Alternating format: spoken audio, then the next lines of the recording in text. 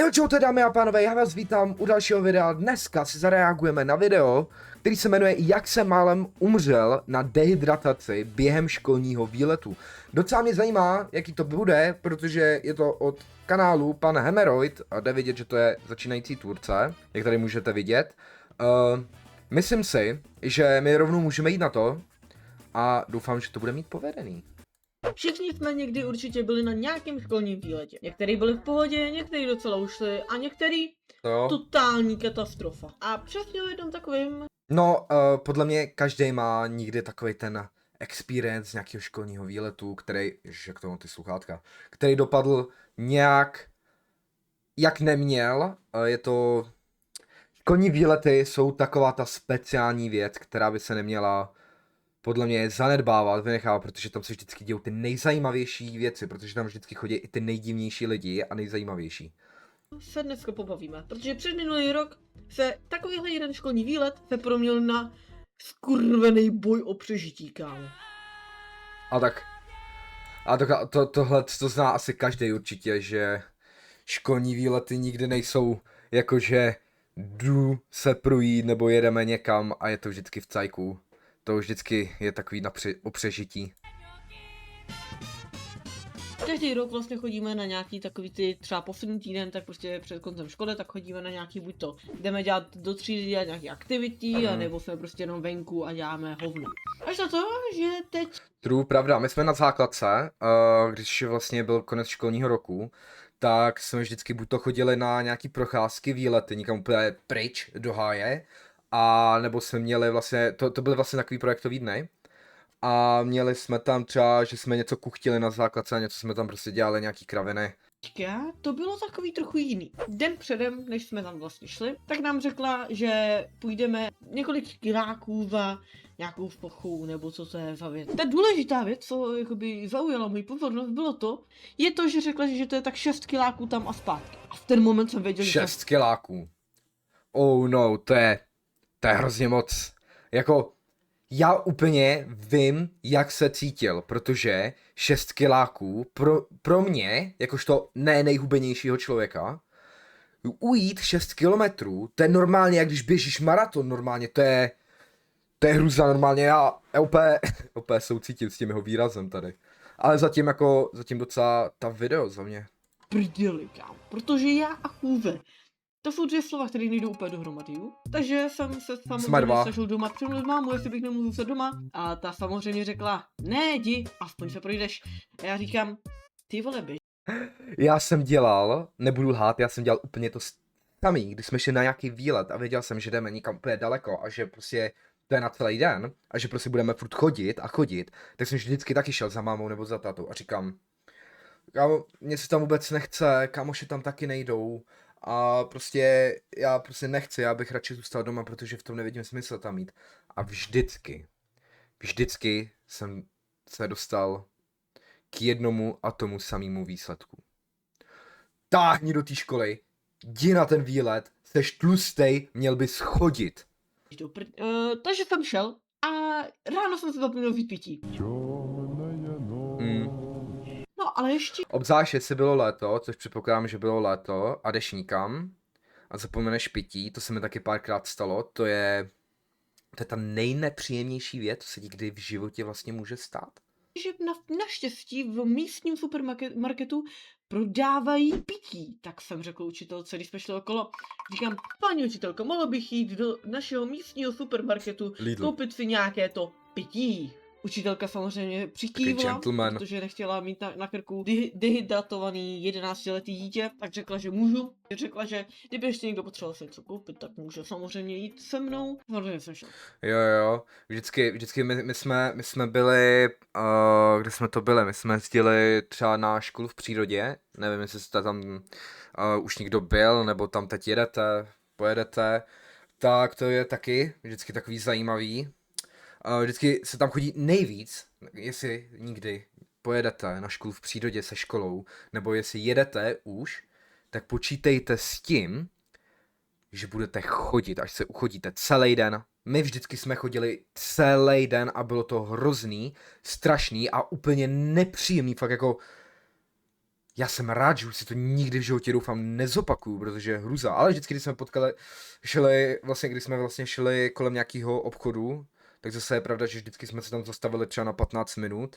Vždycky jsme si tam nakoupili nějaký kraviny, pamatuju si, to zrovna letěl, jak se to jmenuje, takový to mačkací, ten Popit, nebo mám dojem, že to je Popit, tak to letělo, tak vždycky si to tam koupili v tom obchodě a vždycky pak flexili, že mají Popit. Sám. Koupil jsem si nějakou půllitrovou kolu, protože jsem prostě jediná ty tupec a nevěděl jsem, že to Kola, bude tak taková dálka. Já jsem kola si není tak špatná zase.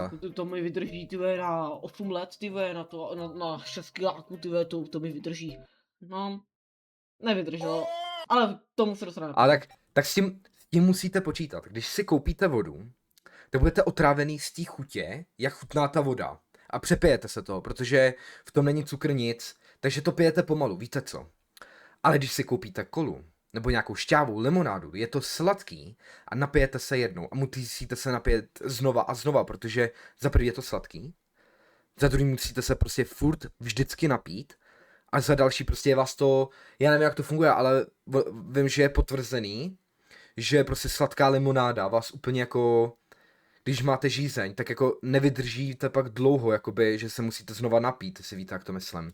Šli jsme teda na panelovou cestu, na panelovku a to bylo ještě celkem peaceful, jako by bylo nějakých taky dobrý změny, bylo nějakých 25 stupňů nebo kolik bylo, a ještě k tomu jsem měl malý boty. Šli jsme celou dobu po nejhorší. Já jsem si za tu dobu myslel, tyve, že už umřu, kámo. Já jsem byl jak, kámo, prostě seschlý nějaký list, kámo, na podlaze, který se šlápneš, jak bude crunchovat, kámo. Úplně, já jsem normálně s tím týpkem soucítím, normálně to jako má pravdu, jako zatím ze všeho má pravdu tady klučina. Lupínky nějaký. No já jsem teda jakoby šel a už jsem byl úplně hovných, už jsem byl úplně šťavaný. Tak jsem si říkal, no tak já se teda upiju trochu té koly. No během tak 10 minut ta kola byla pryč, prostě byla prázdná, vole. Což jsem taky trochu posral, no jako vypil jsem si to hnedka na začátku to pití. Jelo tam auto, jak jsme se tam mohli na chvilku zastavit, takže jsem se na chvilku odpočinul. Každopádně po chvilce jsme z té panelovky... Jo, když jdete na procházku se školou a když s váma jde nějaká učitelka, nebo nějaký učitel, nejlíp tělocvikář, tak víte jediný. Vy se nikdy se nezastavíte.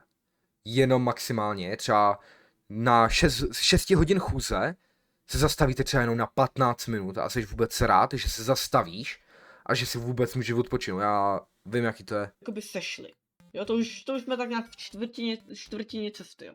Tak, ale já jsem měl takovou žízeň, kámo. Já jsem normálně myslel, že mám v hubě Saharu, kámo. Tak jsem začal za kámošem, říkám, hej kámo, můžu se prosím tě napít, já jsem si to svoje pití už vychlastal. Vlastně jakoby měl si vzít větší pití, já za to nemůžu, že to už vychlastal. Já jsem si na rozdíl tebe vzal jako normální člověk 2litrový pití a ty si vzal prostě jenom půl litr koly.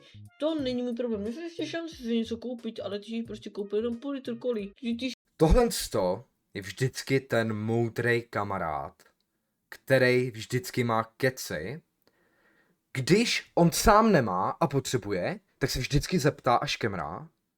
Ale pak, když vy potřebujete a nemáte a chcete se třeba napít, jako tady v tom videu, tak prostě řekne, že ne. Já se sadím, že dojde k tomu výsledku, že řekne ne. Ty jsi tam prostě hrozný žebrák, Jseš fajn, Tak asi mu nedal napít. Ok, to je tough. Mě píčali nohy, všechno, kámo, bylo to hrozný, kámo. A pak za mnou přišel kamarád a říkal, tak co, brácho, jaký to je? A říkám, já jsem ani brečet nemohl z toho, jak vyschlej jsem byl, kámo. No a potom jsme zašli do takového menšího lesíčka, ne vyloženě lesík, ale že tam bylo pár stromů. Konečně stín, kámo, protože jsme byli uprostřed pole, vyloženě tam nic nebylo. Já si pamatuju, jak jsme šli vlastně takhle se školou, s jednou učitelkou. Doufám, že ta učitelka ví, koho myslím a doufám, že tohle video vidí. Nikdy vám to nezapomenu, paní učitelko. Nikdy. Ani nevíte, jaký utrpení to bylo, furt chodit na sluníčku, pařit se, jak mě z toho bolely nohy, ani nevíte, jaký to bylo. Nikdy vám to nezapomenu. Nikdy. Nejhorší výlet, co jste kdy mohla vymyslet. Gratuluju. Myslím, že vám doteď dlužím 7 korun. Ano, ale to nevydržel moc dlouho, protože pak už jsem viděl konec lesíka a to už jsem věděl, že jsem v Mně se začala motat tak extrémně hlava z té dehydratace, kámo. Bolela mě hlava, točila se mi hlava, já jsem normálně viděl, já jsem si na chvilku lehl na zem, já jsem viděl normálně, jak se otáčí země, kámo. Já jsem cítil rotaci země normálně. Po dalších třeba 20 minut. No tak proč? Měl jsi koupit prostě, jak říkal tvůj kamarád, měl jsi koupit lepší pití, prostě to nejde jinak prostě vysvětlit prostě to, posral jsi to, no. Ta chůze, kdy už jsem fakt nemohl chodit. Jsem se začal říkat, ty vole, to už vedu vidím nějakou skurvenou oázu, to je jak takový ten oáza efekt, nebo jak se to jmenuje, že vidíš oázy prostě všude.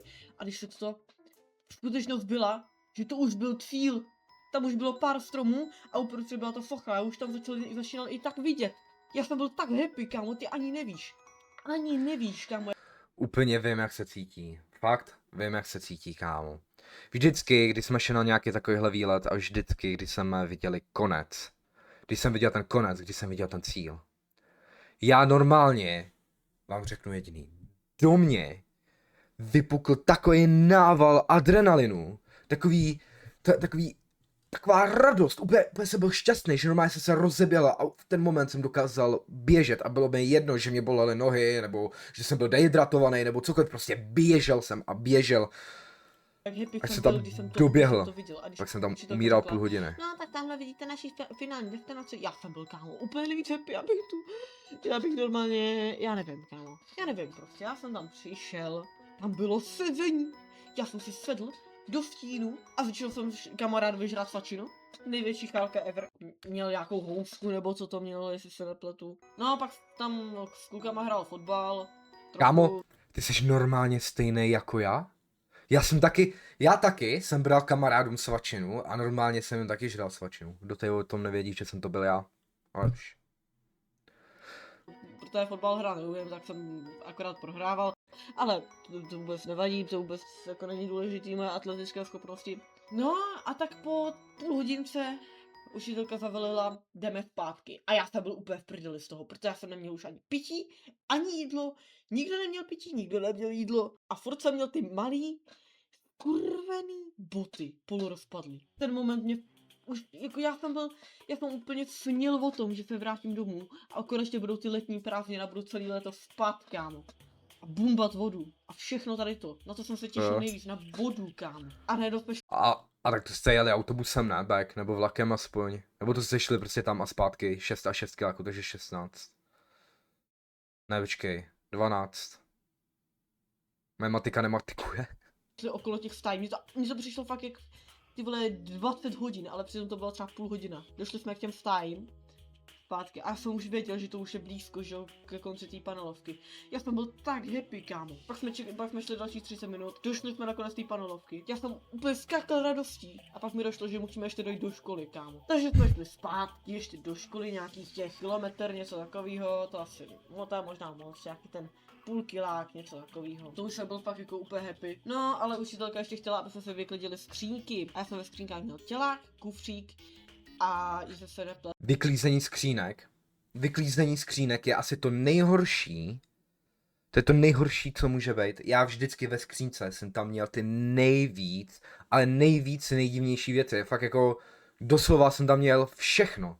Kdybyste měli ukázat na člověka, kdo má všechno ve skřínce, tak jsem to právě já. Nikdy se mi tu skřínku nepovedlo vyčistit tak, aby byla úplně čistá. Doteď se sadím, že tam ta moje skřínka je, nikdo ji nechce, protože je úplně špinavá, úplně nechutná, prostě humáč tam určitě, tam plačný výježdě to jabko určitě. A tu ještě boty, že jo, pantofle. A to jsem ještě musel tahat celý domů, asi tak kilák, nebo jak dlouho to mám domů. Já v moment, co jsem to dotáhl domů, ty ani nevíš, jak happy jsem byl, kam. Já jsem prostě šel, nebo 5 hodin bylo, večer. Já jsem to všechno hodil do rohu místnosti a hlavou jsem jebl do postele a lehnul jsem si, spal jsem jako Upřímně tohle se asi každý, kdo tohle co dělá. A poslední den, nebo předposlední den aspoň, školy, to je prostě to, co nechceš zažít, ale vždycky si to zažiješ. Na základce teda. Nikdy, kámo. Pak jsem se ráno probudil třeba taky ve 3 hodiny odpoledne, kámo. A byl jsem úplně happy, že už to mám všechno za sebou. Ale nohy mě bolely nehorázně, kámo, ráno. Věřím. Jako... Za mě je docela ta video, jako edit. Měli byste mu dát samozřejmě like. Odběru už u něho mám. Má víc videí, koukám. Měli byste jít k němu na kanál, měli byste mu tam dát like, měli byste mu tam dát odběr. Ten má potenciál, hoch. Doufám, že tohle video vidíš. Pokud to video vidíš, nezahoď to, máš dobrý edity, máš dobrý videa za mě. Jako, trošku by to chtělo zlepšit tu mluvu, jako v tom smyslu, že když dáš takovýhle video, tak máš určitě možnost se vrátit zpátky a říct to ještě jednou. Je lepší si to zopakovat a říct to navíckrát, ať tam nemáš ty přeřeky. Samozřejmě, já jsem zrovna člověk, kdo by měl nikomu radit. Já jsem tedy asi poslední člověk, kdo by měl nikomu radit, jak dělat videa, ale myslím si, že tohle je věc, co by šla udělat takhle. No, já doufám, že jste si video užili. Budu velice rád, když mi dáte like, a pokud tady nemáte odběr na tomhle kanále, tak mi ho dejte, budu za to velice rád. A tady panu Hemeroidovi taky byste měli dát odběr. A já se s váma loučím, zatím čus.